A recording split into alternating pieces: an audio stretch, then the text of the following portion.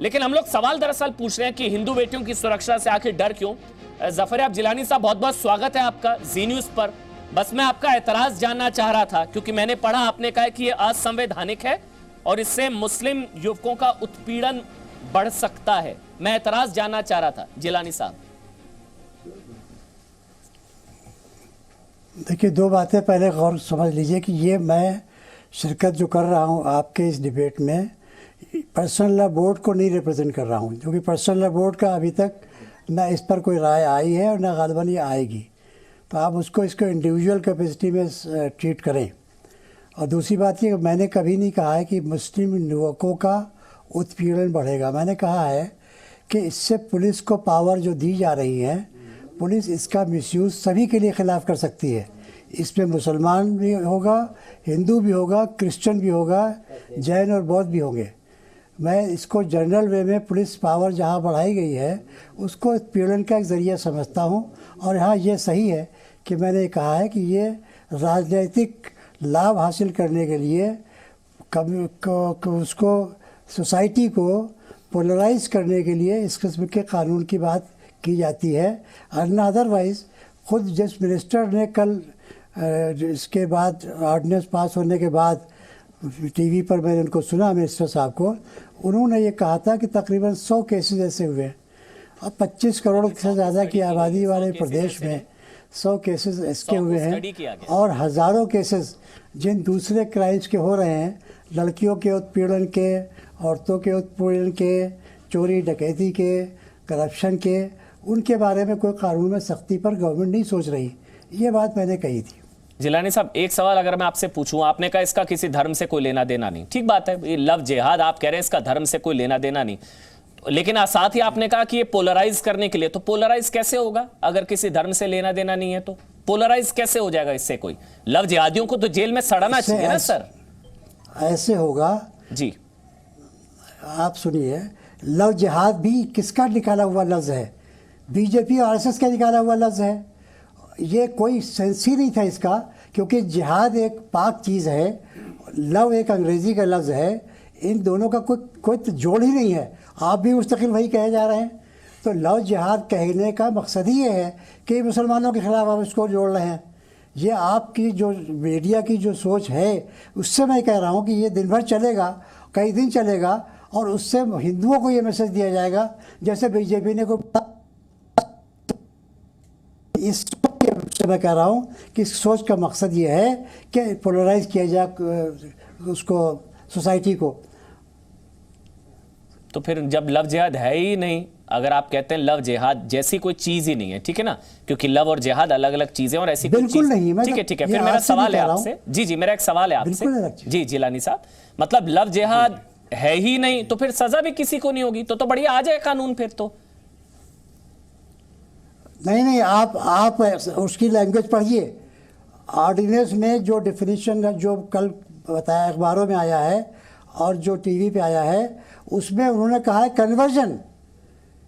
Conversion जो है वो उसके ऊपर सारा जोर है, और कन्वर्जन जो है वो सारा जोर कन्वर्जन पे है। नहीं, मैं बता देता हूं, मैंने बताया गया कि फ्रॉडुलेंट हो सकता है। सर, मैंने पढ़ा है सर, अगर आप इजाजत दें, आप बहुत सीनियर है लेकिन मैंने पढ़ा है सर, अगर आप इजाजत दे तो मैं आपको बताऊं, इसको तीन जी, हाँ मैं पढ़ देता हूं सर, मुझे याद है, मैं कल से पढ़ रहा हूं, मैं आपके लिए पढ़ देता हूं सर। इसको 3 भागों में बांटा गया है। इसमें ये 3 भागों में इस तरह से बांटा गया, अगर महिला सामान्य वर्ग की है तो 1 से 5 साल तक की सजा, 15,000 का जुर्माना। अगर महिला नाबालिग है और SC ST से है तो 3 से 10 साल तक की सजा। इसमें हर जगह लिखा गया है प्रलोभन, लालच और धोखे से किया गया धर्मांतरण। और अगर आप इच्छुक अगर हैं धर्मांतरण के तो आप DM से इजाजत लें।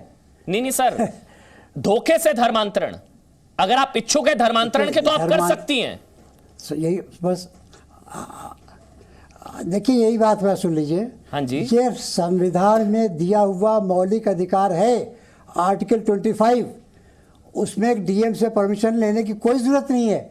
हम जिस मजहब को चाहे अख्तियार करें, ये संविधान कह रहा है। संविधान को कैसे आप अमेंड कर देंगे? संविधान धोखे वाला धर्मांतरण की भी इजाजत देता है, संविधान लालच देकर धर्मांतरण की भी इजाजत देता है जिलानी साहब? नहीं, बिल्कुल नहीं, बिल्कुल नहीं देता। धर्मांतरण धोखे से हो ही नहीं सकता। नहीं हम होता। जो है आपसे कह रहे हैं, बार बार कह रहे हैं कि इस्लाम में किसी को धोखा देकर धर्मांतरण मुमकिन ही नहीं है। वो धर्मांतरण नहीं होगा। वो शख्स इस्लाम मज़हब नहीं कबूल कर सकता है जिसको धोखा दिया गया है, जिसको कोई लालच दी गई है। नहीं सर, ये हमारे जिलानी मजहब में साहब, किसी का उसके रिकॉग्नाइज लिए ही नहीं है। थोड़ा सा माफी के साथ जिलानी साहब बहुत सीनियर है, कहना चाहिए थोड़ा सा आपको रिसर्च करनी चाहिए। कानपुर में 14 में से 11 मामले हैं लव जिहाद की पुष्टि हुई है। कोई आप सुनिए, आपको पता है कोई नाम बदलकर जो है राहुल बन जाता है, फिर लड़की को फंसा लेता है, फिर असलियत बताता है, फिर धर्मांतरण कराता है। ये सारी चीजें लव जिहाद तो हो रहा है ना सर।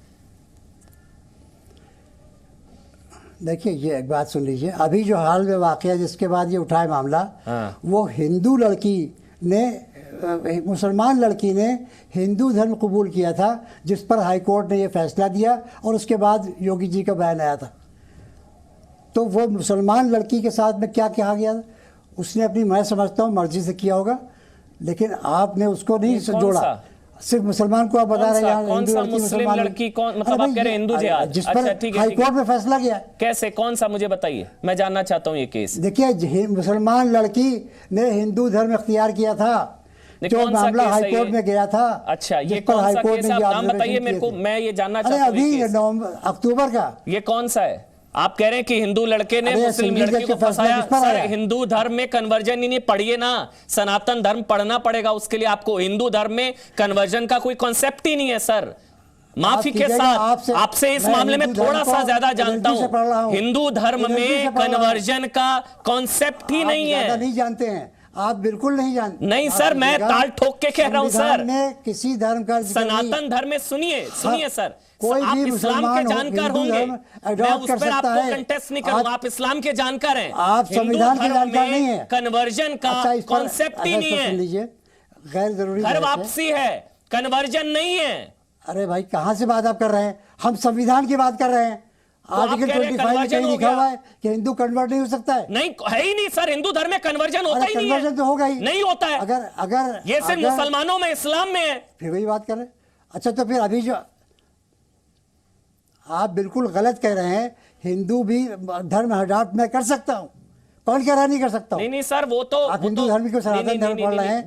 संविधान में हिंदू धर्म की परिभाषा है, आप पढ़ लीजिएगा, दोबारा से बहस कर लीजिएगा। मैं इसलिए आपको कह रहा हूं, आपको थोड़ा और पढ़ना चाहिए हिंदू धर्म पर कम से कम। आप इस्लाम के जानकार हैं सर, आप संविधान पढ़िए पहले। नहीं करूंगा संविधान, लेकिन हिंदू धर्म में मैं ताल ठोक के कह रहा हूं, कन्वर्जन का कॉन्सेप्ट नहीं है, नहीं है, नहीं है।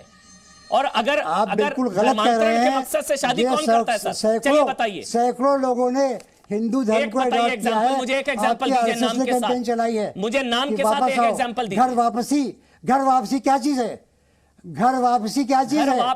घर वापसी की कैंपेन चली है, आरएसएस की तरफ चली है, हिंदू महासभा की तरफ चली है। मैं आपको कह रहा हूं, वो घर वापसी है जो पहले हिंदू थे, जिनको तलवार की नोक पर दूसरे धर्म में, वो है घर वापसी। आप क्या हिंदू थे पहले? आप हिंदू थे पहले? तो भाई 100 साल से मुसलमान है, आपके पूर्वज 100 साल से हिंदू थे क्या पहले?